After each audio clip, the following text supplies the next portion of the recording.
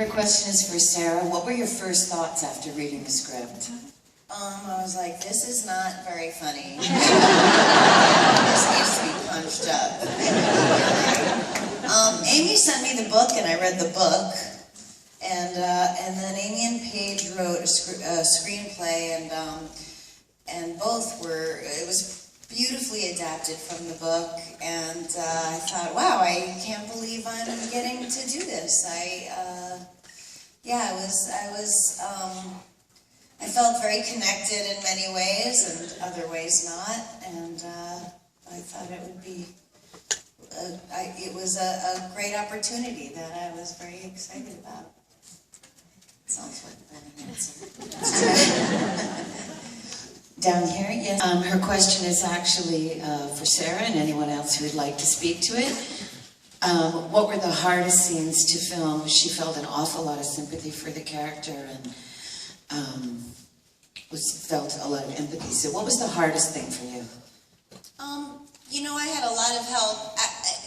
Some of the really dark scenes were too exciting to be too hard. They were hard, but they were exhilarating to shoot. You know, I mean, they were just so dark, and I get excited by darkness. And I had a lot of help. You know, all comics and a lot of actors have a bag of tricks that they sometimes even subconsciously delve into, and I had a lot of help from Amy and Paige and from Adam restraining me from that, reminding me if they saw any kind of signs of that, and it was so helpful, you know, because it helped restrain me, and I was able to just kind of you know, there's this DVD extra on The Shining, and it's a featurette that Kubrick's daughter made while they were shooting it. If you get a chance to see it, you should see it. It's incredible.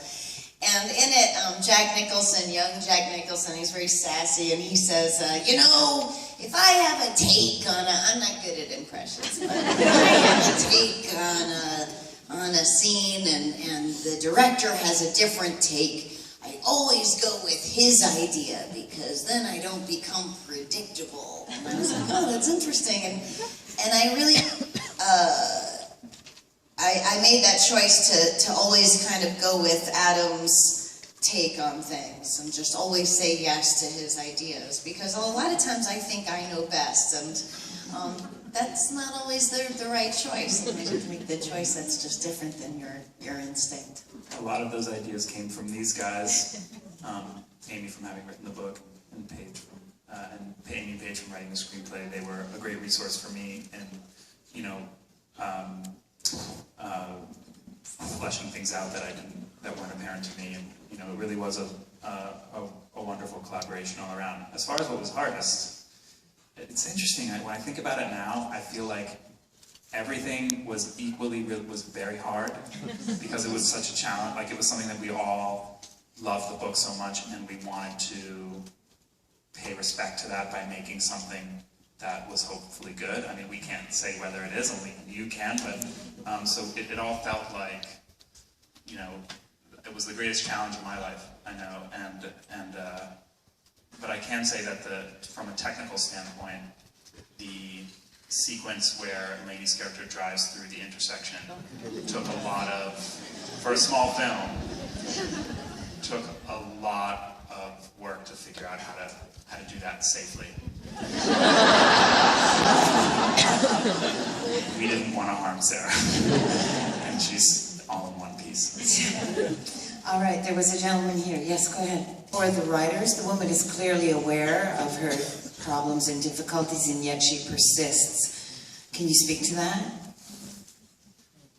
I think that's, I think she's the most aware of that, and she tries as hard as possible to overcome her her fears, but it's almost that she has to inhabit her fears they take over and she almost has to do everything that she's lived her whole life trying not to do. She can't help herself. That's the nature of her illness. Yeah. Like the scorpion and the frog. Or it's, wouldn't you say her destruction is the only thing she can control in her life? And when she's doing bad things, that's the only time she's able to be at peace. You know, when she's doing drugs or she's fucking guys or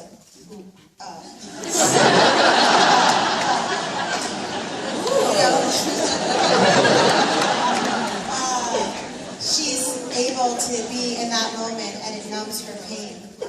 And so those things become manifestations of a larger illness. All right, yeah. And I do think that it's not having a job per se, it's having something outside of herself to do, even if it was gardening or volunteer work or something that was outside of herself, where she was doing something that would be able to take her mind off of the things that she's most anxiety-ridden about that aren't destructive, would be better than meeting a guy, her husband's best friend in a hotel room. She might not have time to do that.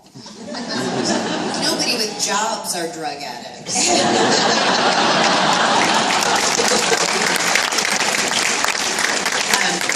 Yes, right there. I'd like to thank you for treating the subject of mental illness with such sensitivity. And can you talk a little bit about the genesis of your idea for the novel? Sure. I've suffered from very bad depression, and I was lucky because with the love of a great husband and 2 kids and a copious amount of Zoloft and Wellbutrin, I was able to live and have the life that I live. And I guess I was writing through the fear of what if, beside my hair color and eye color, what else have I inherited from, my father's very similar to the Laney character. And so I thought, what if I actually have that in me, the impulse to just bust it all up and destroy everyone that I care about. And so I guess I was writing through that fear. And luckily, I just wrote through the fear. Everyone's still intact. And